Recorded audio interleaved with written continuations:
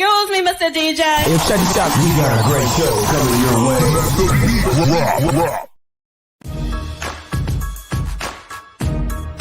From the ECSI Sports Studios, it's the Midday Market Report with Jeff Dawson.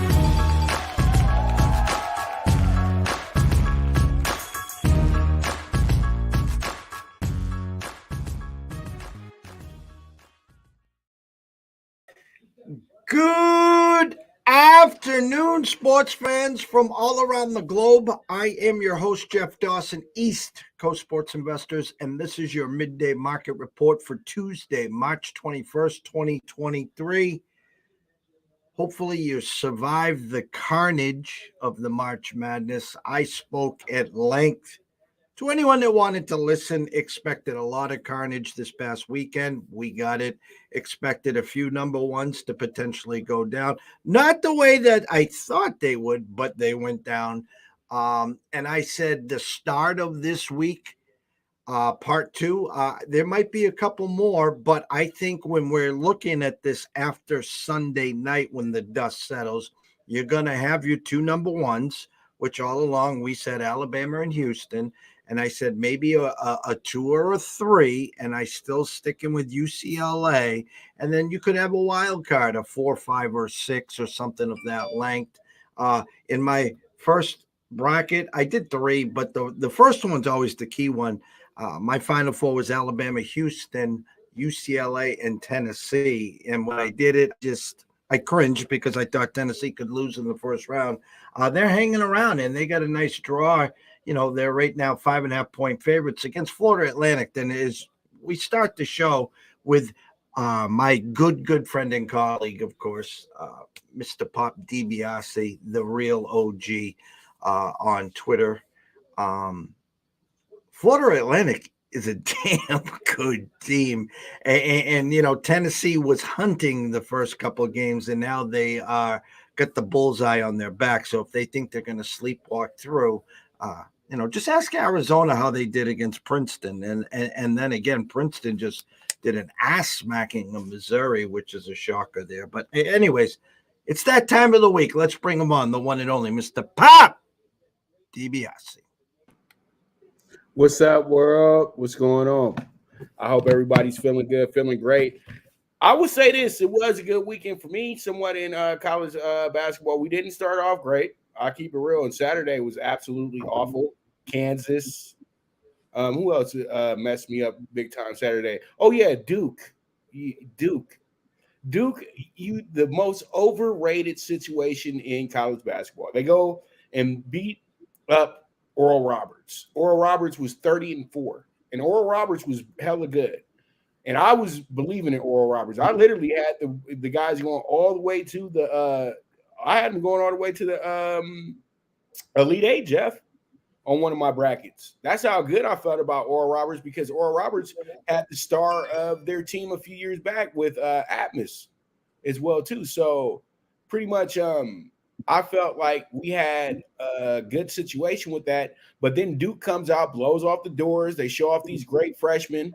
And pretty much we wind up being in a position where, you know, Duke becomes this big old favorite where everybody's Duke is going to be in the Final Four, blase. And then Duke gets their ass handed to them by Tennessee. Yeah, they started off with a great start, but then Tennessee shut all that down, and the grown men arrived. You know what I mean? And Tennessee showing that the SEC has a lot of 5-6-year seniors in this group as well, too. I've seen a lot of guys. I was like, these guys did not look like this in college basketball 30 years ago. Like, literally, if you were a 5th, 6th-year senior, you weren't a starter. You were literally a cheerleader who just is damn near an extra assistant coach. Now these guys are actually on the court playing. So, you know, I just thought that was kind of significant that the bettors just kind of started going crazy a little bit. And then Auburn, they blew my big money line play that I had Saturday. And you know what, Jeff, I'm mad at myself because I said Arkansas and Kansas is going to be a tough one. They're going to set this line up on a 50-50 split. And when I see a 3.5 or lower, I consider that a 50-50 split. I truly do. What they're telling me is that you can take either side and you're good. You know what I mean? Because one side should win this one by 4, the other side can lose the side by 3. Or you can just go ahead and say, forget that spread, give me the money line. And that's what I usually do. Give me the money line because it's usually in the minus 150, 160 range when it's a 3.5 on one side. And then you can get the plus 135, plus 130 on the other side, or plus 140. So, you know, I always feel like those ones you don't have to do too much thinking. You can just go ahead and pick the winner. You know, so I messed up because I should have circled Arkansas, but I believed in Kansas. But then they want to tell me 3 hours before the game, Self is not going to be. See, this is why reporters need to not say things until things are official. They said right after the game, Bill Self will be with the team Saturday. Saturday morning, they came out and said Bill Self ain't going to be with the team. He's not even out here. Don't misguide the public. Because the thing is, I got this feeling Bill Self was going to be there. If I knew Bill Self wasn't going to be there because I made my bets the night before, I would have never had Kansas up there as to win that game. And we had to respect Arkansas because Arkansas is a team that's a veteran team. They're not a regular 8 team. Auburn, they were supposed to be a 2 or a 3. Think about it. They literally, Marquette was playing in their spot. Think about that. Marquette was good enough to be an 8, but then they just accelerated themselves this season. We all both know that. They played with house money a little bit. They took advantage of, I would say, the Big East was really strong with 5 teams this year. And the usual tournament teams like Seton Hall and Villanova had middling years. So it made it easier for teams like Marquette to kind of get out of that little box that they're always in, the 7 through 10 group, that always are on the brink of making the tournament, but this time around they made the tournament. So that's what you have to look at. There were certain teams that just didn't have the greatest of seasons, so they wound up not being able to be the actual seed that they were really projected to be in the preseason. So when you see Arkansas and UConn, this is not a Cinderella verse, a 4. It's not. It's not. And I don't even want to hear upset if Arkansas beats them because this is an even game. Arkansas was the number 8 team in the nation when they played in Maui. Come on now. Come on, Jeff. You know this. And wound up, and they were the number 8 team in the nation. And really pretty much what happened was that's where everything kind of fell apart. And then you have to get an SEC their props. The SEC put in 8 teams, I think, 7 or 8 teams this year from their conference. They have the most wins out of everybody. They got 3 teams in the Sweet 16. Our Big 12, our coveted Big 12, they only get maneuver 2 in there this year, or 1, I think. 1, 2, it doesn't matter. They didn't get Kansas in there. They didn't get Baylor in there. Like they were saying, we thought we were going to get a Baylor, Kansas, Texas Final Four. We thought this was going to be the Big East 1985 all over again. But that's just a bunch of gas because what happens in a conference like that, they beat each other up so bad that when you get to the tournament nowadays, it's hard to push through them tournaments, man, especially if you're a team that had to go through what Kansas had to go through to be the number 1 squad. And then everybody should have had it in the back of their head that Kansas was going to be a really, really tough journey because the way that they got whooped by Texas in the championship game. They literally didn't even show up for that. And so there's just a lot of things that we got to really figure out here in college basketball to where we shouldn't overplay certain spots. We should really be very conscientious of what we're doing. And I always feel like, teams like FDU getting into the tournament, it was only a matter of time before an NEC team won because NEC plays with a lot of heart and it's always a competitive conference. And I said that the one thing that makes FDU a very intriguing team here is because they're not supposed to be here. Usually when you're not supposed to be here, you play with house money a little bit better. You play with the idea that you have nothing absolutely to lose. And I didn't want to see Purdue lose in the first round. I just wanted my cover, Jeff. I just wanted my plus 25.5. But, FDU wound up just doing the whole damn thing and winning everybody some money on that bet. But People who said they had a money line, I would say that you're lying, but pretty much you can have them on a wish bet though as well too. There's always a wish bet. It's 2000 is a 2001, so all you need is $2. You know what I mean, Jeff? All you need is a quick $2. You'll be all right. So you know how it goes. Shout out to Connor. What is up, Connor? Happy Tuesday. Yes, all is well. Spring has sprung. It's beautiful outside. We're locked in the studio here trying to get everyone caught up over the weekend. Hope your day is great, Connor. Thank you so much for tuning in with us on Tuesday. I mean, listen, I never come on trying to be a Monday morning quarterback. That's just never been mine. I said all along, I just couldn't buy into Purdue, which most people were saying that anyways. But the other team was Kansas. I said, I know they're the defending champs. I know they're good. They're probably going to bite me in the ass. I just couldn't buy into them. Two things. When I was doing a show on Friday, I saw the Duke opening line of 1 versus Tennessee. I knew that was a joke. I knew the public would buy it all the way up to 3, 3.5, and 4. I was not worried with the Vols at all there. The Kansas game, again, was a coin flip. Kansas had opportunities to put them away. A very talented Arkansas team that went to the Elite Eight, guys, and last year and lost to Duke. So what does Duke and Marquette both have in common? Well, they won their conference tournaments. They were cooking with Crisco. They were the trendy teams. And again, Duke, just ran into a buzzsaw, and Marquette ran into a buzzsaw. I said before the tournament, I thought Xavier didn't deserve that 3 seed, and they should have lost to Kennesaw. They were very fortunate to win there. I did say 2 things. UConn, very dangerous, which we know. And number 2, I thought Creighton was built for this tournament. And again, I think they're going to be a very dangerous team as well. That's why we play these games. And that's why we're so excited. I mean, listen, Sweet 16, baby, and then come this weekend, it'll be the Elite Eight. And then on Sunday, we'll be talking the Final Four, my brother. Well, it's all about the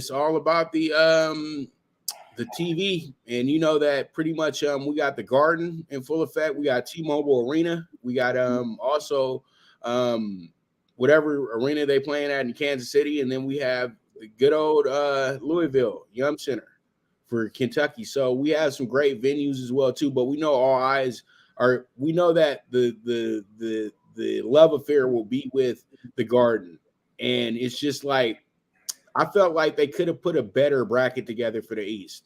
That's why it's just like it really just irks me that they didn't do it the right way, and this is why I feel like your UConn Huskies, if they would have been just able to win the Big East, they would have put them as a 1 seed just because simply they blew out everybody by double digits. And I think that they belonged in the East portion of the bracket. You know what I mean? Because it's better for your team. It's better for your bottom line when you're selling a game. You know what I mean? And UConn, I would say that a UConn versus Tennessee game would be way better right now at the Garden than FAU in Tennessee. But let's talk about this FAU team.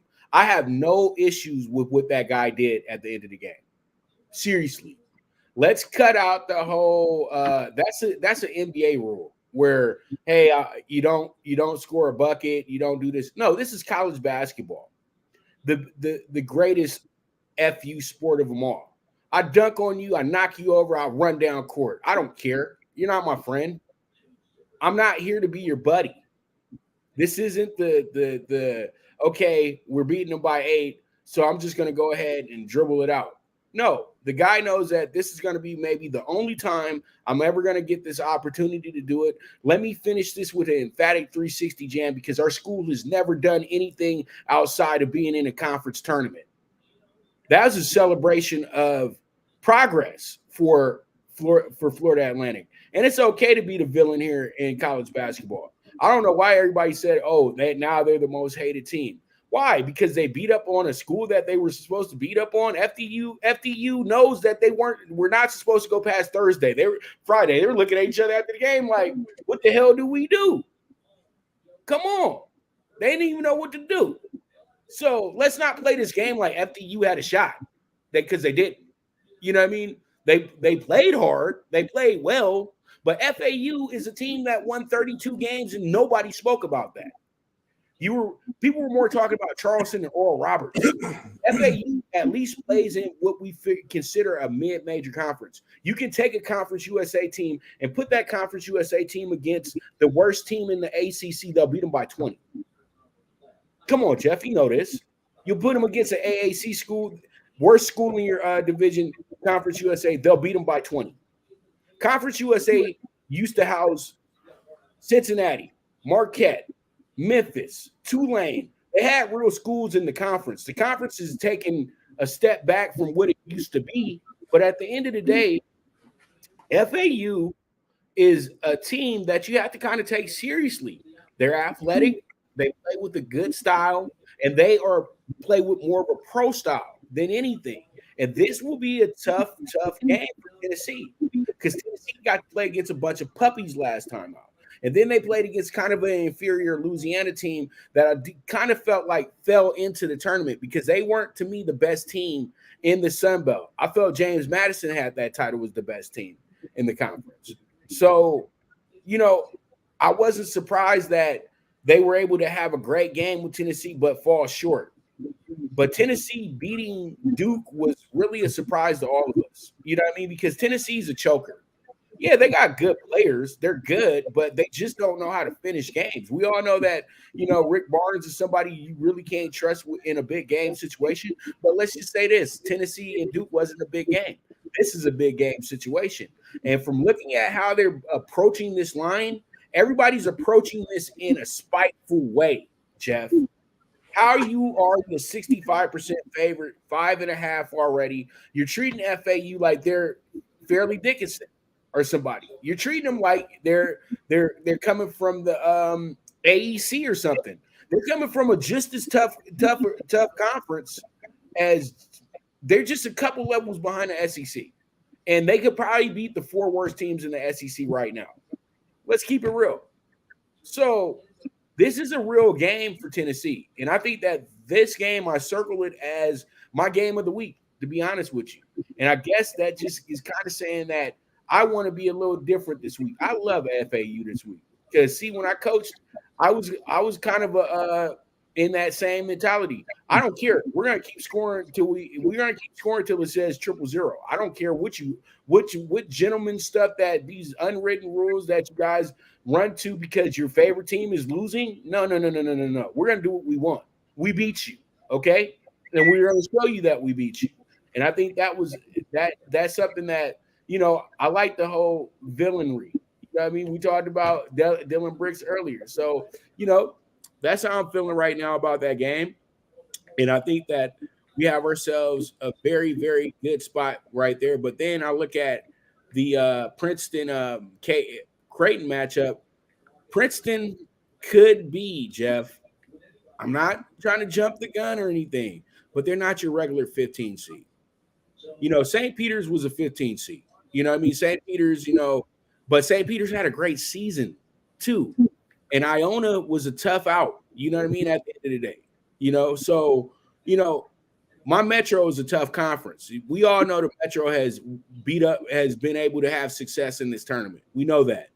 But in this game, you had an Ivy League school. Princeton, 50 years ago, used to be actually a team that was ranked number 1, number 2 in the nation. So this is kind of just they're another traditional team, Jeff, as I like to say. So them doing what they're doing really shouldn't be a surprise to any of us. And they did it by coming all the way out west as well, too. They were in Sacramento, I think, for their bracket. And so they came all the way from Jersey and absolutely crushed in both of those games. And I looked at the numbers. They shouldn't have beat Arizona, but by them being smart and them having so many upperclassmen, they were able to pull that one out because you got guys that have been through a lot of gritty, grimy games in the great Ivy League Conference. It's about the game situations, and Princeton can play to that. And then Princeton absolutely just waxed Missouri. But we kind of felt that coming a little bit. We let's keep it real, because Missouri is kind of a fluke squad. They had a really good start to the season, and they just were really good at home and really good on neutral courts and things like that. And matchups, all their matchups and all their big wins all came in with perfect timing. It wasn't that they were really that great of a team. And there was a reason why they were at the bottom barrel in the preseason rankings of the SEC. So Creighton is a team that I know can pick up the slack here and have a really, really good game. But at the same time, too, Princeton is playing with house money right now. So I really like them on the odds as well, too. That 9.5 is a great number, because reason being, this is a big reason why. That team has only lost one game by double digits, and that was by 10 to Yale. And Yale was the best team in the Ivy League all year. So that's something that you can go ahead and put into your notes.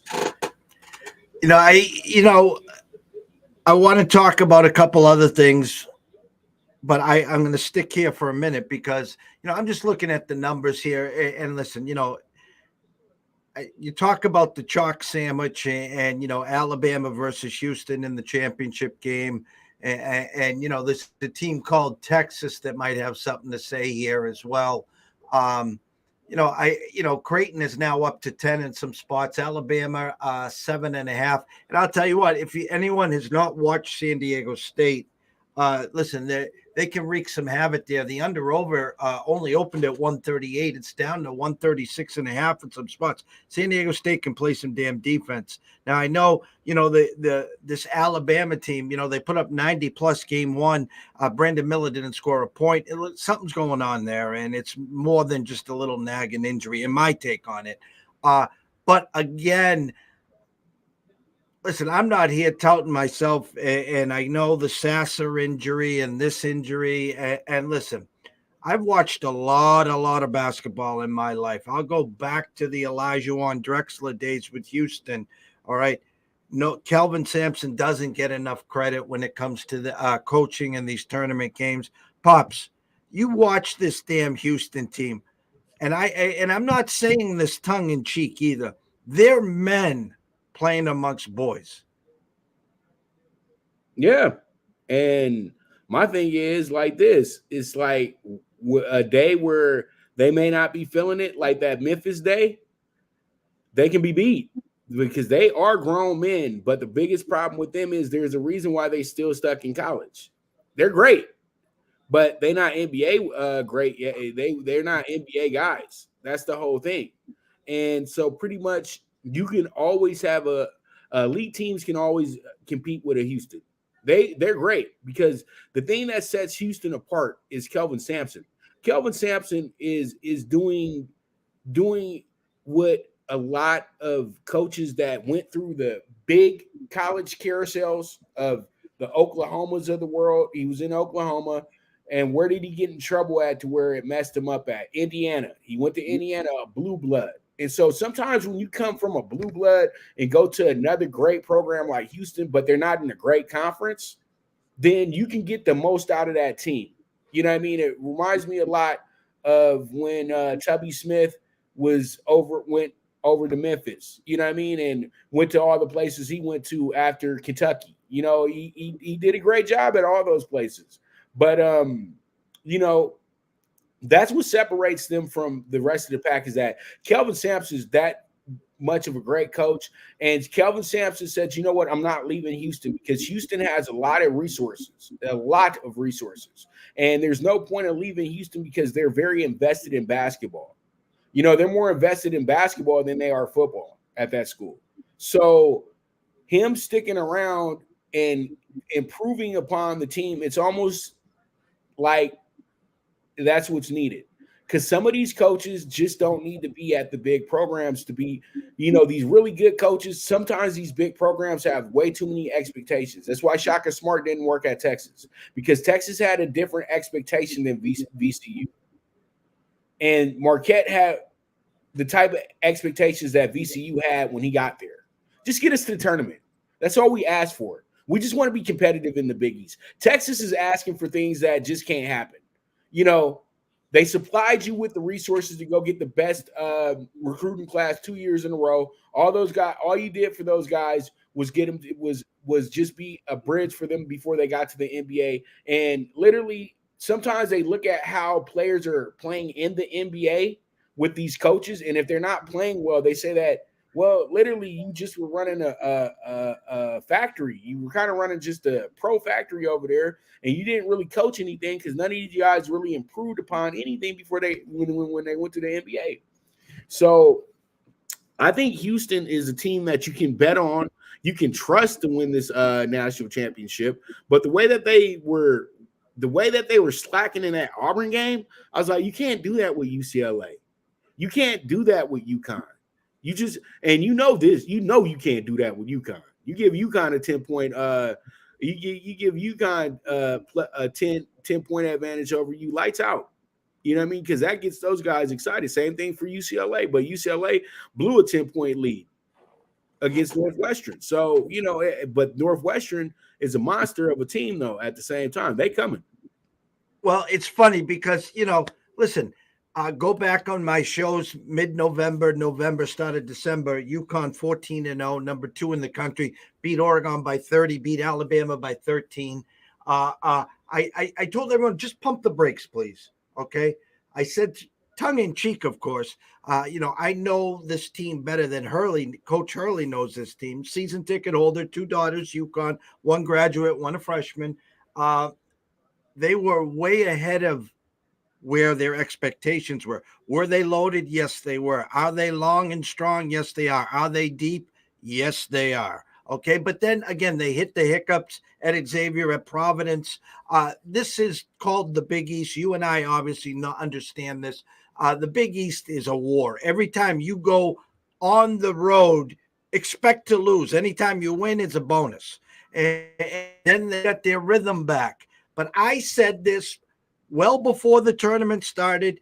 They're going to go as far as Jordan Hawkins takes them. And you would not believe all the DMs, all the emails, all the text messages. They're like, damn, this Jordan Hawkins, man, he's probably one of the best shooters in the country. Yeah, he is. The kid can flat out stroke it. And then, of course, they got a taste of Sonogo against Iona. He looked like Akeem Olajuwon running up and down the court. Couldn't be stopped, okay? So my point here is they're battle tested. Okay, they got through the first weekend. This Arkansas game is absolutely no walk in the park. The line opened at 4. It's down to 3.5. People understand this Arkansas team was here in the same spot last year and took care of business. Okay, so is the Final Four there? Is the Elite 8 there for UConn? Yeah, it is. But they're going to have to earn it. Jordan's going to have to be hitting. Sonogo's going to have to be scoring. The rest of the team is going to have to be playing. But enough of that. Let's just get on to the last part of the dance here. UCLA, a team I picked to go to the Final Four. The 2 best teams I thought in the country was Houston, then UCLA, and then, of course, my boys from UConn. But, again, there was Alabama's. There was a lot of teams in between there. My question to you, again, the line, I'm looking at Wager Talk here, and no disrespect to Wager Talk, okay, because I love them. It's a free spot. Go get them. Go follow wagertalk.com/free odds. They do an amazing job. I'm just telling you, they said this game opened up a pick. It didn't open up a pick. It opened up UCLA 1.5 for 2, and now it's 1.5, 2, depending upon where you shop. Actually, at the Circa right now, 2 with a 146. I don't want to hear about injuries. I don't. Because I picked Houston to go as far as I did, even with or without Sasser, even though it's going to be tougher. I know UCLA's banged up. They get an extra 4 days to get healthy. In come the Zags. Throw the ball up. Let's have some fun here. What's your take with UCLA as you got this far and you take on UCLA versus the Zags? One game at a time. One game at a time. You got to look at every game like literally you gotta look at the game the way it is. It's go hard or go home. It's that simple.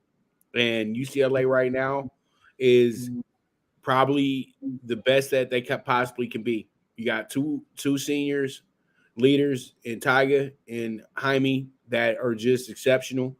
And Tiger still didn't get any field goals, but he hit 12 very important free throws at the same time too. So that was crucial, but you're going to need him to score in this game. It can't be any, missed buckets and things like that. But I know that this is who everybody wants to always talk about because he's the 5-star, he's the freshman, he's, all this, the last of somewhat. We don't have to talk about these guys anymore, Jeff. These super duper freshmen, these diaper dandies, they're not NBA ready anymore. So we don't have to talk about it. But Amari Bailey is playing out of his mind. Amari Bailey knew that he was going to have to step it up at some point if he really wanted to keep that top 10 grade to go to the NBA this year. And he was hurt most of December and most of January. And I felt like he was kind of slowly getting back into the groove, and Cronin eased him along because he didn't need to press him. Because as I tell everybody, Amari Bailey isn't a need for UCLA. He's a luxury. Because when you play for Mick Cronin, you're going to have to play hard basketball regardless. So your stars don't matter to him. If you can play the game of basketball well, you're going to be on the court. That's how it is with Mick Cronin. And I think that Amari Bailey stepping up his game and playing to his potential really gives UCLA the X factor that they need on both ends of the court that they don't have without Jalen Clark. Jalen Clark, having him is what you needed.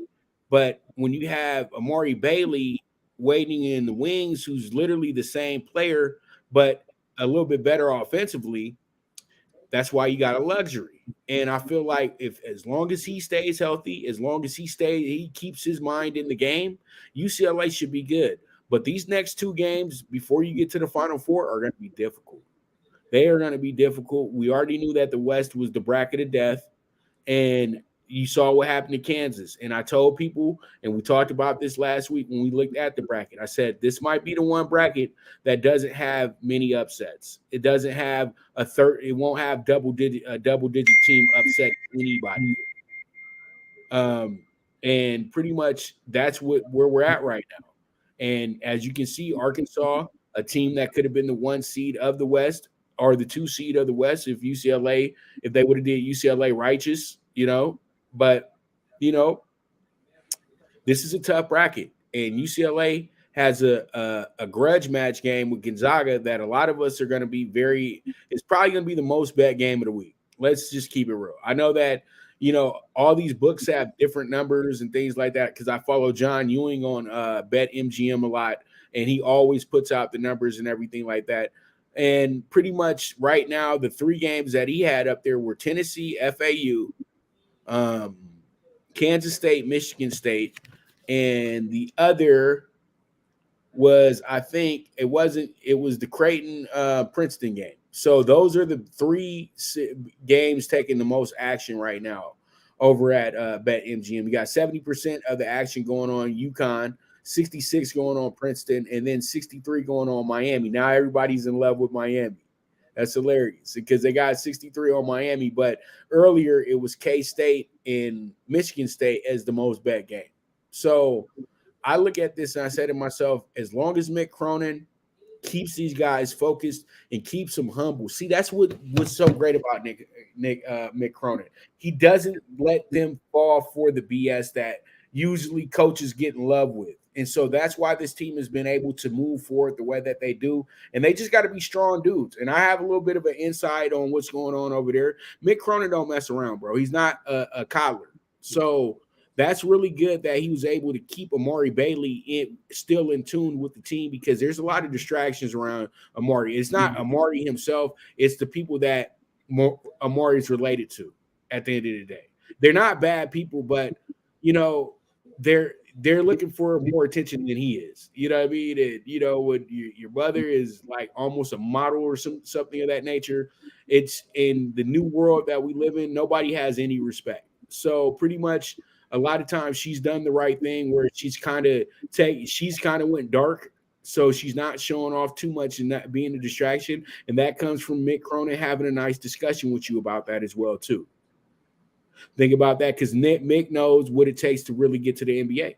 He truly does. He's put 20 guys in the league over the last decade. So he knows exactly what they want. So I think that UCLA, it's a one game at a time situation, but they easily can win this national championship. They've went from 12-1 to 8-1. I think that they should be even lower than that. Who wins, UCLA or Gonzaga? Come on, Jeff. Why are you gonna ask it? Why would I pick Gonzaga on your show? What's Gonzaga, that? why would I pick Gonzaga on your show? You know UCLA is gonna beat them by 10 or better. I just wanted to hear from you. Yeah, because you know Gonzaga is good, but Gonzaga is not impressive this year. This is not your regular Gonzaga team. You know, Timmy is not great athletically. He's good. You know, he's a great senior leader, but UCLA already shown they can put him in check. That's not a problem. You know, with Bona out there, if Bona plays majority of the game, Timmy won't get more than 10 points. I promise you that. And I just think that they don't have Jalen Suggs this time around. They just don't have that guy on the perimeters that's going to kill UCLA like that. They're going to that Gonzaga team was a team for the ages that beat them by that buzzer beater. The team that they had last year was kind of a team for the ages. But this team right here is kind of just ordinary Gonzaga in the Sweet 16, in my opinion. Let's go. All right, I'll throw you the alley-oop here. The Wild Wild West. I don't know what to say anymore. Embiid now clear favorite, minus 240, 250 to win the MVP. Is the Denver swoon, and the Joker has come crashing. In come the Kings, LeBron, AD. You look at the top 3 teams, and then you look at the next 10 teams, and they're separated by a game and a half. Doesn't matter if you're 4th or you're 12th if you went on a 3-4 game losing streak. Give us the temperature in La La Land on the Lakers. Well, the Lakers right now, they're starting to become a little bit more of a shaky situation. They got 10 games left to go for the season. And, a lot of pressure starting to mount now. And a lot of people are starting to get a little bit besides themselves. I love Austin Reeves, man, but he's not the second coming of Pete Maravich, guys. Just let's calm down just a little bit. You know what I mean? He's playing. He's a guy who likes to win. So guys who like to win do extracurricular stuff. Let's just say that. But the Lakers right now, they're sitting at 11. Last 2 weeks, they've been sitting at 9 or 10 here. So the Lakers have to step it up, because those 2 losses in a row were very, very significant. You can't lose to Houston. I don't care if AD wasn't playing that night. You just don't lose to Houston. But I can understand, because they had such a great effort the night before in a must-win situation against a team that's actually going to the playoffs. So it's understandable that they played like that and played well. But the next night, they're supposed to really bring the same effort.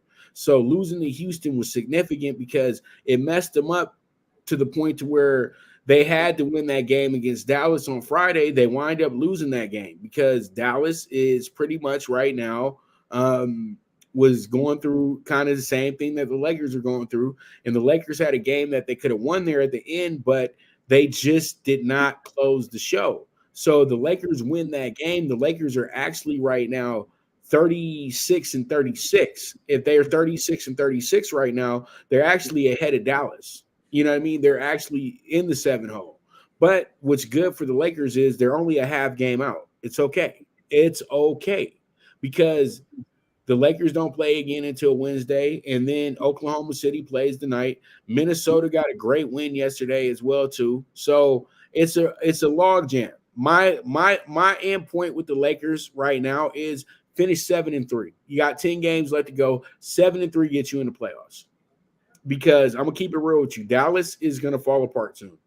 Because if Kyrie's hurt and Luka is damaged beyond repair. Let's keep it real. Luka's being tough right now, but Luka has a significant thigh injury. And it's been a problem for the last 2 months. But now it's so significant now he has to sit out games. And these are crucial games for the season for the map. So when you're sitting a guy out during crucial games of the season, I don't think that guy might be coming back. I'll be honest with you, because he's a very prized possession for Mark Cuban. Let's keep it real, Jeff. Let's keep it real. That's the face of the franchise, and we all know that he has a certain complexion that really makes things real good for the city of Dallas. You know what I mean? So they need him. They need their star player because Kyrie's a rental. Let's keep it real. Kyrie's aspirations is to be in Los Angeles with the Lakers, not with LeBron, but to be with the Lakers. So he can hug Kobe's jerseys every night. You know what I mean? So he can be, I'm doing it for Kobe. And, don't come to the Lakers just doing it for Kobe. You got to do it for LA. Kobe would want you to do the same thing too.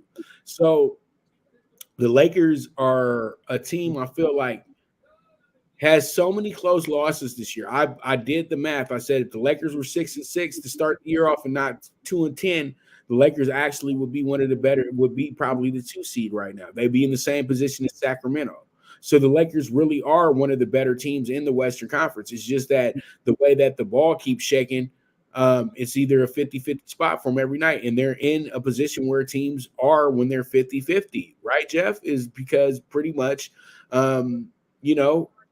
every game is a close game, and this is what the biggest problem with the Lakers is this year is that they didn't have enough games where they really just beat on teams, and then they had games where they should have beat the team, but they wound up losing the game on some silly stuff in the last 2 minutes. So, there's about 15 of those games. Now, if you give the Lakers 90% of those, they have the best record in the NBA. And this is what's killing me about this team is because the reason why it happens like this is because they have a bad coach. Let's just keep it real. Darvin Ham is a good assistant coach, but when it comes to being a head coach, he doesn't make the final decisions that great head coaches have to make.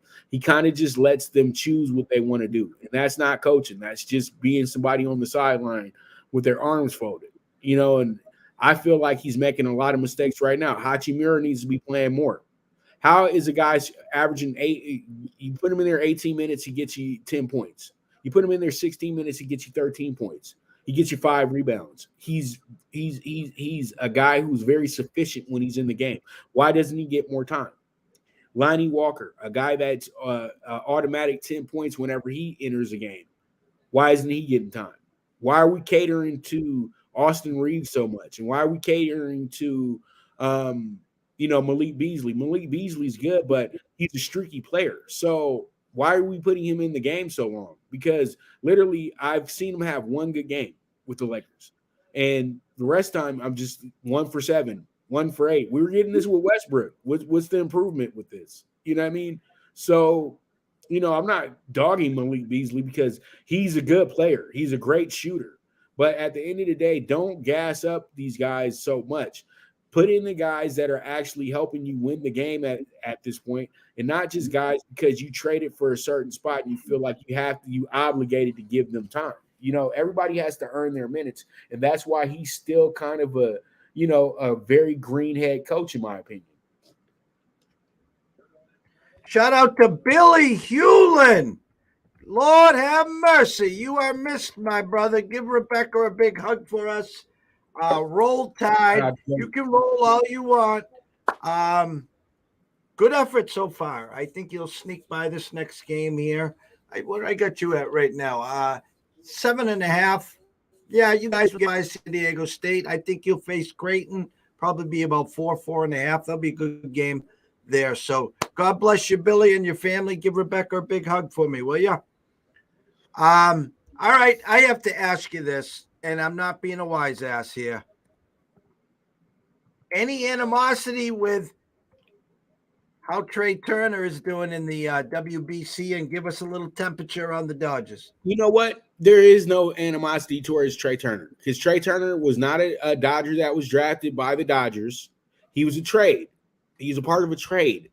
Literally, if you're a real Dodger fan, you knew that Trey Turner was a rental because the Dodgers got 3 or 4 guys at the shortstop position for that they can bring up right now, you know what I mean, and be successful all-star players. Trey Turner was brought in for the simple fact to win a World Series. We had 2 opportunities to do it. We couldn't do it. That's fine. Trey Turner, we brought him onto our team because we got tired because he whooped us so bad when the Nationals beat him. So why wouldn't you have that guy on your team? You got to take him off this team and they was wasting them. So we say we got Trey Turner paid. So it's a win-win situation for everybody because they were asking, should they pay him before he got to the Dodgers? That was the question. Is he worth $100 million? Or is he just taking advantage of a great lineup? He goes out, leads the league in runs. He should have actually been considered a little bit higher for the MVP. But at the end of the day, he was blessed by having a great lineup around him in the Dodgers. And so pretty much it was a win-win for everybody. And Trey's just doing Trey Turner things. There's no beef, there's no animosity with Trey on my side. If you got to go get your money, you got to go get your money. The Dodgers are not giving a guy who hits a bunch of doubles and singles $300 million. It's just not going to happen. Mookie got his money because Mookie hits home runs. And you know this, Jeff. He hits home runs. He's a 5-tool player. Trey Turner can just hit. He's not a great fielder. So when you're paying a guy over $300 million, you're not paying him. You got to pay for. He has to do everything well. That's why I don't like Manny Machado, but Manny Machado plays third baseman very well. He's a Gold Glove third baseman. So he deserves the right to have a $200 million contract because he can hit, field, and do whatever it takes to get your team right. But everything is offensive with Trey Turner. Guys like that are always going to be moved. Let's keep it real. The Steve Finleys of the world. You know what I mean, Jeff? You know what I'm talking about. Where you got guys that you signed to a big deal, but when this team starts looking really bad and we're not playing good baseball for a year or two, you trade his ass. You get rid of him because it's too much money on your books. And you want to help the guy win. And he's not worth the price of admission. He's good. He's great. But if he was really worth the price of admission, don't you think that the Nationals would have sat up there and gave him $300 million? No, they didn't. They didn't give Rendon any money. They let him walk because they know at the end of the day, their success is a short-term window. Think about it. Rendon hasn't even got off with the Angels yet. And Trey Turner getting all this money to go to the Phillies. The Phillies is always the best place to go to when it's time to start being hurt for 30, 40 games in a row. Come on, look at Bryce Harper. He went over there and they gave him a king's ransom. I think he's played maybe about 60% of the games since he's been there, maybe 50%. So at the end of the day, everybody's stealing money from the Phillies. So it's not a big deal to me. That's why everybody's running to Philadelphia because they're not pressing you about, really being in the game. When you're with the Dodgers, we got real expectations. You know what I mean? And the Phillies, they're trying to have real expectations, but they're not building a farm. So what can they do? So at the end of the day, if you want to be a team full of renegades, you're going to get renegade results. And when you sign for $300 million, you sign for $300 million with the Yankees. You don't sign for $300 million with the Phillies. And Bryce Harper should have proved this to everybody.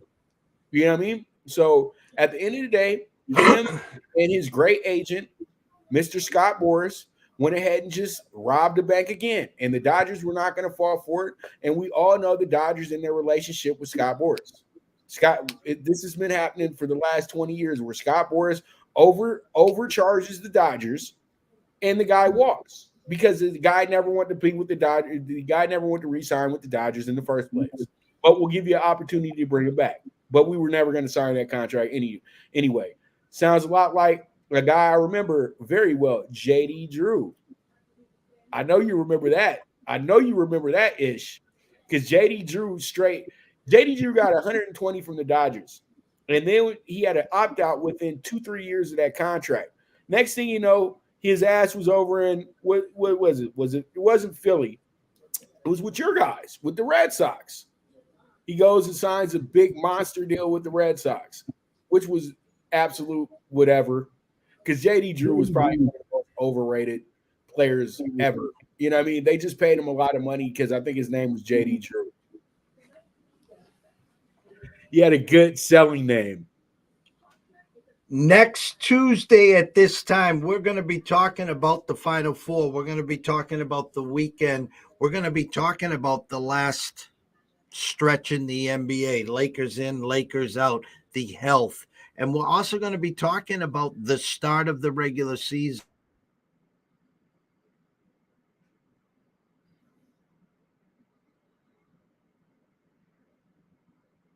they will need to do to obviously the Padres are going to be there. You guys will be going back and forth all year. I think Sam Fran, believe it or not, will be a little sneakier than some peak expect. And then obviously the D-backs are supposed to have a bump there. Pops, before I let you go, you got a lot of places to find you, a lot of times to find you. Tell everyone where they can go find you, all your work. Well, you guys can find me on the Twitter. You guys, if you guys are looking for plays on a daily basis, things like that, they're always on the Twitter, things like that. My show is also on Twitter as well, too. Daily, the Primetime Angles, the premier sports betting show. We are now in our, I think, fifth season of it. Yep, I've been doing it since about 2018. So we are now, it's a daily show, Monday through Friday, every Monday through Friday, literally all year long. So you have that. You guys can listen to my analogy and all good stuff, and then me break down bets as well too with that. If you guys want to go the further mile, you guys can always email me at primewavemedia@yahoo.com and inquire about being a part of Primetime Sports Investors. We had a great weekend this weekend as well too. We swept out on Friday, and we had a great Sunday, and we swept out yesterday as well too. We did pretty trashy on Saturday though. I keep it real. We had a reverse sweep on Saturday. So, most cappers don't admit this either. Just know that, but I've been in the game long enough to know that you can't hide from anything. You know what I mean? So always make sure you keep your cappers accountable. A guy can say, if he says he's the greatest, make sure you remind him of the 6 losers he gave out in a row. Always. So you guys can find me that way on the Twitter app, Pop Dibiase, or you guys can get on Prime Wave MG. I'll answer to either. And then you guys can also hit me up on IG at the Dibiase Wave _ as well too. And if you guys want to see all my replays of my shows and my hundreds of interviews that I have with many boxers, many athletes, some entertainers as well too, you guys can put in Pop Dibiase Fanatics View, and you guys will see a whole bevy of interviews. Actually, my Leroy Butler interview is about to be up soon. Carl Eller and Dick Buckets. I know Jeff's gonna be excited for Dick Buckets. And just quick story about Dick Buckets. Just a quick story. Dick Buckets is the most honest man in life. Like literally, if you're somebody that looks kind of funny and then you say something stupid to him, he's gonna rip your life. Just know that. Dick Buckets don't play. The one and only Pop Dibiase at Pop Dibiase at Prime Wave Media. Obviously, go follow him. Jump on the IG. He'll be coming on. Jeff. Love it, brother. Didn't mean to interrupt you. Always with you, man. A lot of eyes on the show, guys. Thank you. We can't thank you enough. Without you, there's no us. 4:45 p.m. Tune in to me at 1:00. 1:00. I want to talk to you too. I talk on my show as well too. So you guys just know, if you guys jump on my show, I'll talk back too. Connor, thank you. Billy, thank you. 4:45 p.m. Myself and Riley will get you caught up with the closing bell. 6 p.m. for all the people that enjoy golf. Brady Cannon came on last Wednesday, 3:00. That's his regular airtime. Gave out Taylor Moore at 60-1 last week, and he won the tournament. The match play starts tomorrow. Brady Cannon will be on with us tonight at 6:00 Eastern to talk about the match play. Get your pens and pads ready for that. And then around 7:15, Scotty Webb's going to come back with us talking about the WBC. He was at the game last night, and the USA faces Japan for all the marbles today. So thank everyone here. It was an amazing show. Pops, can't wait to catch up with you throughout the week. Go UCLA, go Lakers, go Dodgers, and we will see you next Tuesday, same time, same bat station, my brother. Yes, and don't forget, let's go USA. USA. Big time tonight, man. I can't wait. I look forward to the game, man. I really do. Thank everyone here. If you need us, find us. Otherwise, toodles.